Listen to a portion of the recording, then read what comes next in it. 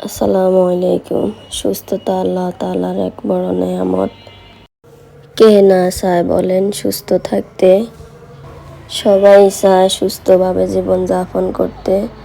আমিও চাই সুস্থভাবে জীবনযাপন অতিবাহিত করতে, কিন্তু আমার এই শরীর আমার সাথে সায় দেয় না। আমরা একটা মানুষের শুধু উপরের অংশই দেখি। আমি তো চেষ্টা করি আমি সুস্থ থাকার জন্য। অসুস্থ হলে অসুস্থতার যে কষ্ট, ওটা শুধু ওই অসুস্থ ব্যক্তি ভোগ করে, এটা তো আর কেউ ভোগ করে না। হয়তো সাময়িক মানুষ পাশে থেকে হয়তো সান্ত্বনা বাসা বা শুশ্রূষা দেয়। ওয়েদারের কারণে প্রায় 15 দিন থেকে আমি অসুস্থ। জ্বর, কাশি, ঠান্ডা লেগে গলা ভেঙে যাওয়া। জীবনে খারাপ সময় আসলেই বোঝা যায় আপনার জীবনে প্রকৃত বন্ধুকে, কাছের মানুষকে, আপনকে, পরকে, সব কিছু বুঝিয়ে দেয় সময়ের সাথে সাথে। অনেকে হয়তো বলবেন, এত অসুস্থ তারপরেও কেন ভিডিও করতেছেন? আমরা আসলে যা সবসময় চোখে দেখি তা সবসময় সঠিকও না হতে পারে। অসুস্থ থাকলেও ভিডিওর কাজ করতে হয়, কারণ পেজটাকে অ্যাক্টিভ রাখতে হয়। আমার এই ভিডিওটি অনেক দিন আগের। অসুস্থতার কারণে মোবাইলে অনেক ভিডিও জমা হয়ে আছে। এডিটিংয়ে করতে হয়। একটা ভিডিও শুরু করলে পেজে ছেড়ে দেওয়া যায় না, এটার অনেক কাজ থাকে। অনেক মানুষ জীবনে এসেছে, আবার স্বার্থ শেষ হলেই চলে গেছে। শুধু রয়ে গেছে নিঃস্বার্থ ভালোবাসাগুলো। শুধু মুখে ভালোবাসি এটা বললেই হয় না, চোখের দিকে তাকালে বোঝা যায় সেই মানুষটা আপনাকে কি বোঝাইতে চায়। অভিনয় করে কখনো কোনো সম্পর্ক টিকিয়ে রাখা যায় না।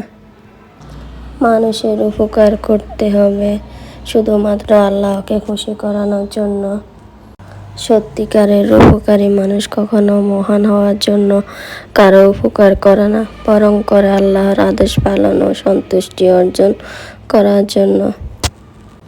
পৃথিবীতে এখনো উপকারী মানুষ আছে বলে বিপদগ্রস্ত মানুষ উপকৃত হচ্ছে। প্রতিদান পাবার জন্য কিছু করাকে উপকার বলা যায় না, বিনিময় বলা হয় এটাকে। উপকারের সাথে কখনো বিনিময় ভাবা উচিত না। আবার কখনো কাউকে হেল্প না করার জন্য যদি দূরত্ব বাড়ায়, তবে তাকেও জীবনে রাখা ঠিক না। জীবন হোক সহজ, সরল ও সুন্দর। আমি মানুষকে ভালোবেসে দেখেছি, যত্ন নিয়ে দেখেছি, খোঁজ নিয়ে দেখেছি, সাহায্য করে দেখেছি, সাধ্যমতো সব করে দেখেছি। আর আমি বারবার তাদেরকে অকৃতজ্ঞ পেয়েছি।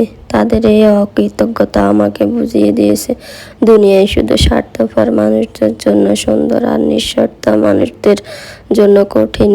তাই বলে কি আমরা মানুষের উপকার করব না? উপকার করা ভুল না, উপকার করে মহান বাবা ভুল। উপকার করুন মহান হওয়ার জন্য না, আল্লাহর সন্তুষ্টির জন্য। আমাদের মনে রাখতে হবে সাহায্যকারী কখনোই ঠকে না, তবে হিংসাকারীও কখনো জিতে না। যে হিংসা করে তার পতন অবশ্যই আল্লাহ তাআলা দেয়, এক একভাবে না এক একভাবে। এবার ঈদে আমার অনেক প্রিপারেশন ছিল। আমি বাজারে করেছি, অনেক কিছু রান্না করব। টেবিল ভর্তি, পুরোটা টেবিল জুড়ে আমি পরিবেশন করব। কিন্তু অসুস্থতার কারণে তা আর হয়ে উঠল না।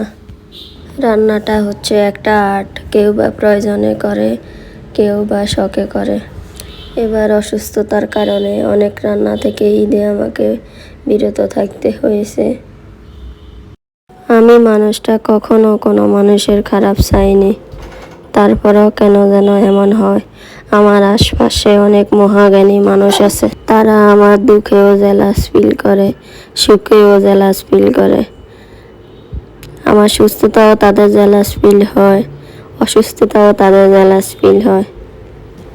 সোশ্যাল মিডিয়াকে আমরা এমন এক পর্যায়ে নিয়ে এসেছি, এখানে কেউ যদি স্যাড পোস্ট করে আমরা মনে করি তার জীবনটা দুঃখে তামা তামা হয়ে গেছে। আবার যদি কেউ হ্যাপিনেস শেয়ার করে, তাহলে ওখানেও আমাদের সমস্যা। আমরা কেন জানি অন্যের ভালো নিতে পারি না। আমার ভিডিওর এই বয়সটা কাউকে আঘাত করে নয়, বরং আমি বাস্তবতা উপলব্ধি করেছি, তার জন্য এগুলো বলা। সবাই ভালো থাকবেন, সুস্থ থাকবেন।